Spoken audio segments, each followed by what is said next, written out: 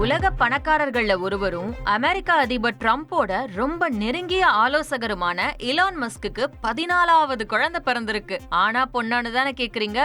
மஸ்கோட Neuralink நிறுவனத்துல ஒரு நிர்வாகியா இருக்க ஷிவோன் ஜில்லிஸ் மூலமா மறுபடியும் ஒரு ஆண் குழந்தைக்கு தந்தையாகி இருக்காரு நம்ம மஸ்க். ஷிவோன் ஜில்லிஸோட ஏற்கனவே அவருக்கு 3 குழந்தைங்க இருக்கு.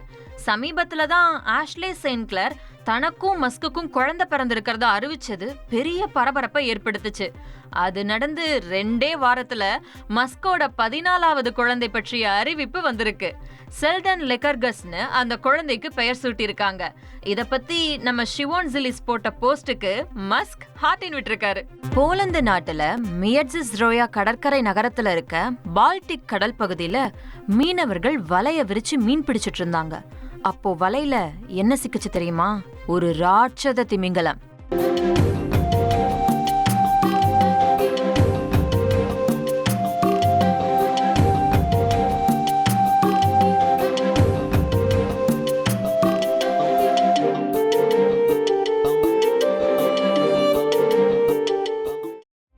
அது குட்டி திமிங்கலம் தான். என்ன, ஒரு 23 அடி நீளம் இருக்கும். எப்படியோ அத வலையிலிருந்து விடுவிச்சுட்டாங்க மீட்பு குழு. அதுவும் தத்தி தடவி எப்படியோ நீந்தி போயிருச்சு. ஹம்பேக் திமிங்கலங்களை பொதுவா நம்ம பால்டிக் கடல்ல பார்க்க முடியாது. அதுக்கான வழக்கமான உணவும் இங்க கிடைக்காது. ஒருவேளை அதால அட்லாண்டிக் பெருங்கடலுக்கு போற வழிய கண்டுபிடிக்காட்டி அது இறந்து போகவும் வாய்ப்பு இருக்குன்னு சொல்றாங்க. பாவம்.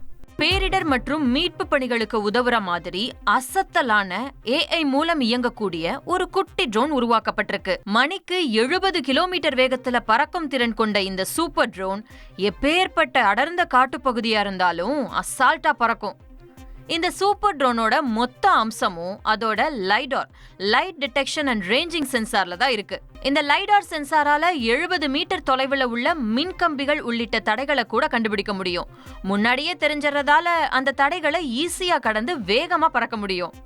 ட்ரோனை ஹை ஸ்பீட்லயும் பறக்க வைக்கணும், அதே சமயம் பாதுகாப்பாவும் பறக்க வைக்கணும் அப்படிங்கிற முக்கிய சிக்கலை தீக்கிற முயற்சி தான் இந்த கண்டுபிடிப்பு அப்படின்னு ஹாங்காங் பல்கலைக்கழகத்தை சேர்ந்த பேராசிரியர் ஜாங் ஃபூ தெரிவிச்சாரு.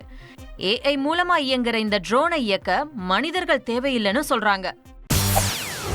செய்திகளை உடனுக்குடன் தெரிந்து கொள்ள உடனே சப்ஸ்கிரைப் பண்ணுங்க.